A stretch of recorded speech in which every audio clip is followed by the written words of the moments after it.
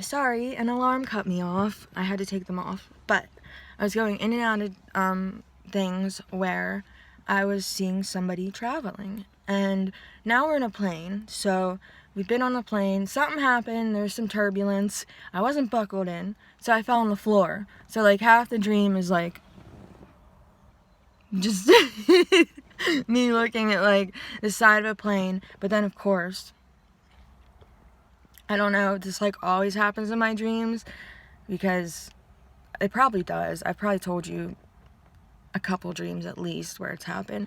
But so of course one of the guys decides to be like a little rapey weirdo, and the other guy didn't explain to them like why I was, I guess, important at the time. And so the guy like tried to come back and be like a rapey weirdo, and there was a woman there too, so she came back to like check on the other guy, because I mean, he was like one of those guys in the movies you're just like, why is he on their team? You're like, yeah, I guess like you need somebody that's like rough and crazy, but you know. And she like caught him like being a rapey weirdo, and before anything happened too crazy. And so I don't know why that happens in my dreams. Like, I always, like, almost get raped. It's so weird. I almost said something I shouldn't have. But, so, anyway, she was like, what the fuck, you know? And literally, just with no warning whatsoever, like, opened the side door of the plane. And I still don't understand how people don't get sucked out of the plane. I mean, I don't know. I guess you're not going fast enough. I don't really know that much. But she literally just, like, without warning, like, snuck up behind him, grabbed his ass, drug him, and the door was kind of, like, right there, opened it, threw his ass out, and was like, bye. And, the other guys came back and was like, what the hell? Like, they heard all that. And she was like, we don't need a rapist on our team. And they were just like, yeah, okay. Like, whatever you say, you know? Because the one guy was like, yeah, you know, he was like, what if he, like, would have, like, killed her or something, you know? Because he didn't believe, like, in what I was talking about. And then he was explaining to them the reason why I was, like, important now. Because, like, that snake thing, that tried to get me, which originally wasn't like it was like an anaconda looking in color, but like I said, with the plated scales. But it ends up turning out to be this gigantic blue, like ice blue snake, ice like white, and it looked fucking awesome. I mean, it was legit. But so he explained to them that, like, if you don't get killed by the snake, then, like, he was, like, telling them that I was probably, I don't know how he knew all this, that I was probably, like, seeing the snake, like, following them, because now it was, like, the snake goes through changes, and, like, I go through changes, and, like, eventually, like, they become, like, bonded, you know? So then, like, it's, like how you imagine, like, those, what is that one show? I mean, it's not like this. It's like that, like, How to Train Your Dragon show for, like, little kids. Like, how, like, eventually, like, they can bond, like, with their dragon thing and, like, do whatever. It sounds so lame when I explain it like that, but it was badass. And, I mean, because, like, the snake was so big. And so he was like, that thing is changing and that thing is coming for us. He said, but we just gotta wait it out, because it's gonna, like, want this girl, you know?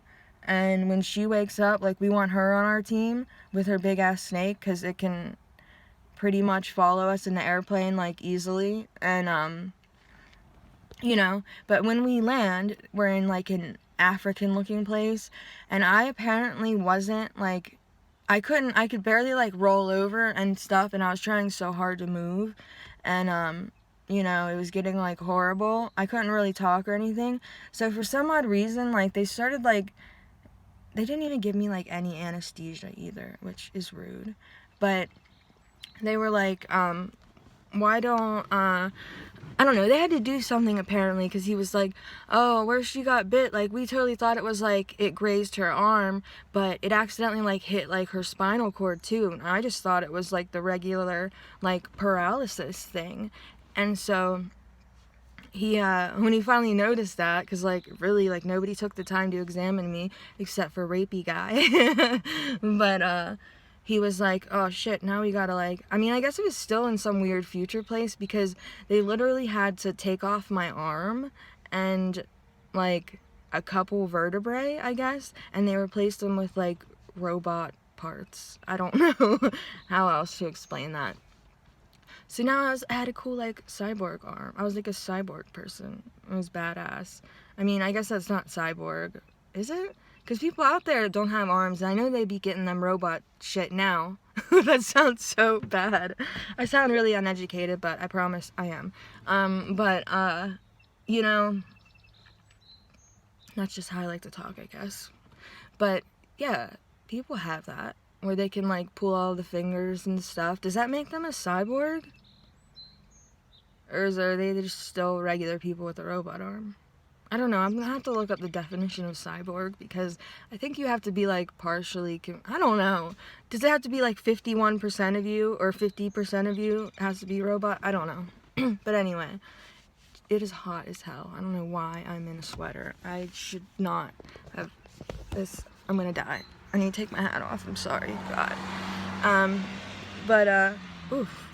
Jeez. So, damn, sorry, big ass thing of hair fell out. Oh shit, I gotta make it a part 3, cause, I'm sorry, I'm gonna make it a part 3 though, but I gotta remember, we just landed in Africa,